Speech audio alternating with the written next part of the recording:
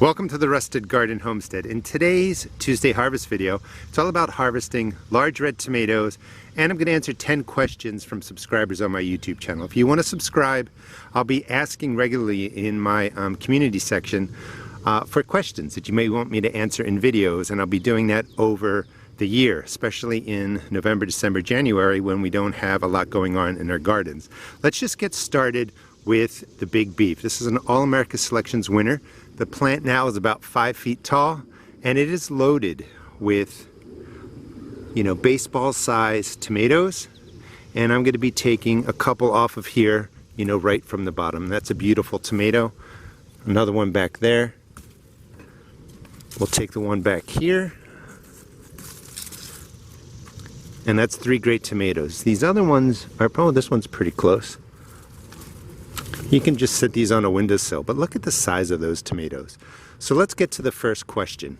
So the first question is I'd like to hear tips on how to ripen tomatoes still on the plant when frost is around the corner. I vaguely recall, hearing that you can top off indeterminate tomatoes. There's no way that you can really speed up ripening for your tomatoes. It's going to happen naturally. Nature's going to do it. You can't speed it up. In fact, I'm going to take all these off. These are nearly ripe. They can sit on your windowsill. But for tomatoes that are on the vine, there's nothing you can really do. Some people say open it up, let more sun get there. That's not going to help. That can actually cause sun scald if you're getting sun directly on your tomato plant. I'll show you an example of that. I think I have it in my garden. So you can't speed it up. But if you have frost coming, that was the concern, that if frost is around the corner, what do? You can bring them in green, sit them on a windowsill, put them in a brown bag. A chemical, a lot of fruit does that, bananas do it. Sometimes they say put a banana in the bag with your tomatoes. They give off a chemical, I forget the name, but it's supposed to help speed up ripening, and it actually works. I ran an experiment on it. I wish I could recall the chemical, but look it up. Sticking your tomatoes in a brown bag, closing it, can speed up ripening, but you would do it inside. There's nothing you can do for tomatoes on the plant. So these are my Cherokee Purple in containers, and they're a little bit smaller than a plant that I have in the ground. I'll show you that. So they're a pretty good size. They get bigger than this when planted in the ground. So sometimes when you're planting in containers, you're going to get smaller tomatoes. Right in there, that's sun scald. Sitting on the other side, the sun just beats down on there. And what it does is it bleaches the space around there. It can brown it out a little bit. You can still eat the tomato. It's not a problem. Take this one off more easily. So these are some nice size tomatoes that are distorted and twisted like this. One question I got, this is really from high heat sometimes, or cold, or temperature changes, and it can just affect the plant during pollination, and it's going to look odd, but it's totally edible. Nothing to worry about. It's not something you're doing wrong. And there's a lot of nice Cherokee Purples on there. Just broke that off nice. So when you're growing in containers, don't be surprised if your plants get a little bit more beat up. They stay a little bit more small on the smaller end. And this is 20 gallons worth of growing medium, and still the tomatoes are a little bit smaller. That's something that happens naturally. You're also going to see dying off inside. That comes with the high heat. We'll talk more about that. But when you see tomatoes that are distorted, maybe twisted on the bottom, sometimes that's called cat facing if it's bad enough, and that's really from temperature changes, extreme temperature changes during pollination. So let's stop here. I have a couple large tomatoes growing here and just give you a couple examples. So that's an example of cat facing. The bottom is all twisted up, and as we go upward on the plant, you can see it's a nice round smooth bottom, and it's usually the tomatoes on the bottom that are around when cold weather comes. Maybe the nights get really chilly, or you have some sort of extreme with the cool weather, and then sometimes as you go up the plant, you'll find it when you get the hot weather. Now, more than likely, when it begins to get hot, you're going to have your flowers brown out and drop off. Sometimes small tomatoes abort, and that was one question I got. Why are my tomato flowers browning? Why are they dropping off? And it's because of the high heat. When you're into 90, 95 degree temperatures, tomato plants, other plants go into survival mode, and they abort the flowers and smaller tomatoes because it's just not a good time for them to put all that energy into growing tomatoes. Now, I have 3 questions all about my leaves on the bottom of my plants are turning yellow. What do I do? Nothing. it's okay. Your tomato plants will start to yellow from the bottom to send chemical elements such as nitrogen, phosphorus, other things that the leaves down here don't need. So it takes it away and it sends it up to the top of the plant or to the growing tips of the plant. So when you see your plant starting to yellow out, if you've been feeding it, you've been watering it, you're okay. You can see yellowing happening in here. Some varieties just yellow off more when the heat comes. So heat really stresses out your plants, can cause yellowing on the bottom. That's not something to worry about. Now, something to worry about, people ask me this question too. I have spots on my leaves. Now, I don't know if you'll be able to see it here, but when you have brown spots that have a yellow halo around it, like these do, that's a sign of some sort of fungal issue. Plain old brown spots, not so much, mosquito on my finger, not so much to worry about. But when they have the yellow halo, that's something to worry about. The other question that I got is, do you still use hydrogen peroxide spray? The answer is yes. And now that I see this, I'm going to spray all my plants today, just clean them up. Hydrogen peroxide will take the fungus off. So hydrogen peroxide spray works for the fungus, the fungi that get on your leaves, but it's not going to work. I was asked, will it stop my leaf, or will it stop my flowers from falling off? No. Remember, that comes from heat issues. So if we look in here, this is the delicious variety. A couple tomatoes in there that are ready to come off. I'm just going to pop it off there and then grab that one. I'm going to do a whole setup at the end and show you everything that I harvest. This is small for the delicious variety. And again, sometimes the smaller, sometimes the tomatoes on the bottom may be a little bit smaller because of the conditions of when they were growing. As you go up, the tomatoes actually get a little bit larger in there, and they're still green and still growing. So this is my once dig garden that I did a video on, and you can see the tomato plants are doing really well. This is a Mr. Stripey, one of my favorite plants, and it has some deer damage, but just look at the beautiful tomatoes down there. Let me just grab this one, give it a tug, and that is the Mr. Stripey. I think there's two more that I can get out of there. These are two consistent producers in my garden. This is the Supersonic. I'll harvest those, some nice size, baseball sized tomatoes, and same with the Early Girl. There's a lot packed in there, more coming, and this plant is so heavy with tomatoes that I didn't really stake it up well enough, and you can see the branches have all fallen off. So when the plants are this heavy, sometimes it's tough picking up the branches and they're going to break. So go ahead, harvest everything off the bottoms, and sometimes that makes it easier staking up the tomatoes. So here's my section of the larger tomato varieties that I'm growing. This is a Mr. Stripey, not ready yet, but that's a good size. In here is a Brandywine Yellow, good size, not ripe yet. And again, I'm looking at these leaves and I see that spotting pattern again. So it's really time for me to get in, hit it with the hydrogen peroxide. That will take care of the fungus on the leaves. But if you notice, the leaves on the bottom are more beat up than leaves up top. So I don't want you to stress out when your bottom leaves are yellow and beat up. Now, take a look at those. That's a mortgage lifter. Let's get over there and see what we have for a harvest. The mortgage lifters get nice and large. Again, notice the leaves are dying out on the bottom. And look at that massive tomato. Let's see if I can twist that off.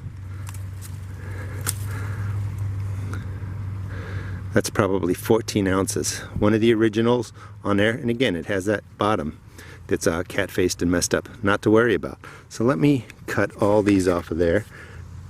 Let's just drop them off using the scissors. You can take them a little bit early.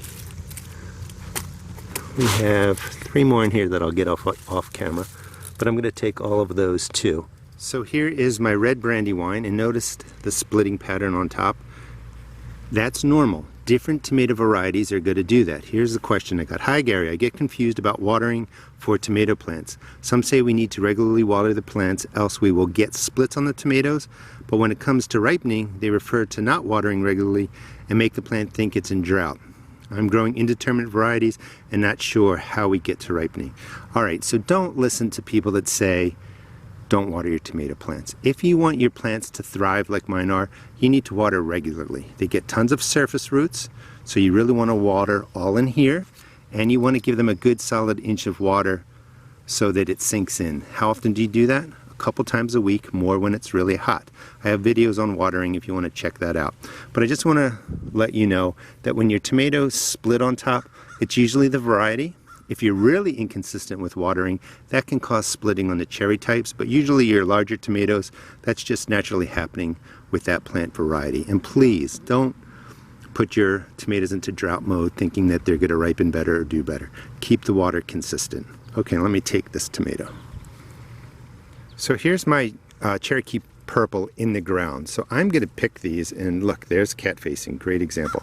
I'm going to pick these and put them on the ground, set them up, then to discuss a little bit about the tomato plants. But look at all the great Cherokee Purples in there. Nice size. So the plant itself is a little bit bigger than what's in the container, but the tomatoes are a lot larger. So, having your tomato plants in the ground can make a difference for overall size of the tomatoes. So all of these beautiful tomatoes came off the bottom of that plant. And the question I get is, how do I know when tomatoes are ready? So your Cherokee Purple have these different colors, and the tops are usually shouldered green. Some mahoganies in there. This one's overripe, it's split up a little bit. You know a tomato's ready is when you press it, you'll see a little indentation, kind of rubbery, and it'll bounce back. That's when your tomato is getting close to being ripe, and that's when you want to pick it. Let's see if we can turn that. If you press on it with your finger, you're going to have the indentation. Try a couple more. So these are all pretty much ready. Again, some of them can sit on the windowsill, but even the green part, if I push on that, that's kind of rubbery. It'll indent and it'll kind of bounce back. Some great examples of the cat facing again. Here's another question, question 9, and it says, most tomato growers on YouTube advise pruning to single stem, double stem. I've talked about that in the past. And it goes on to say that in California, he doesn't really, or she doesn't really get any kind of fungal disease because of the temperatures. And the only reason that you prune is you prune to manage tomato size, and you prune to manage diseases. And these are not single stem anymore. I stopped doing that because of the hydrogen peroxide spray. I can manage the fungus. So you don't need to prune these down to a single vine, that's a single stem, or a double stem. All your indeterminate tomatoes send out suckers that we know them as, but they really turn into production stems. They'll flower, they'll fruit. You get more fruit if you let the plant go. But only do that if you can manage the fungal diseases and you can manage the size of the plant. One of the things that he talked about, or she talked about, is that in California, when they removed all the foliage, the tomatoes got sun-scald.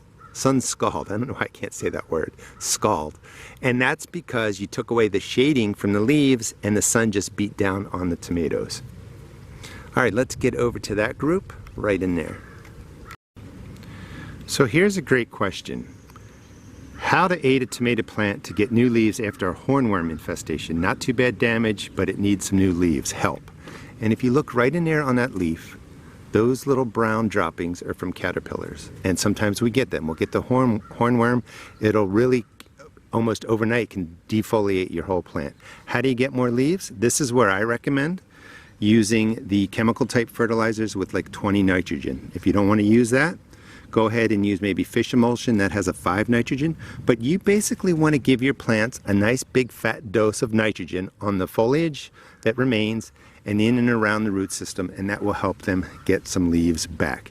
The chemical fertilizers will not hurt you, they will not hurt the plant, and they will not hurt your soil life if you're just using it on an emergency basis like that. I always want to stress the chemical ferts got a bad name when they were used and abused in the 50s and just thrown all over agricultural land instead of taking care of the land. Using them for an emergency will help your plant and help you out in your garden.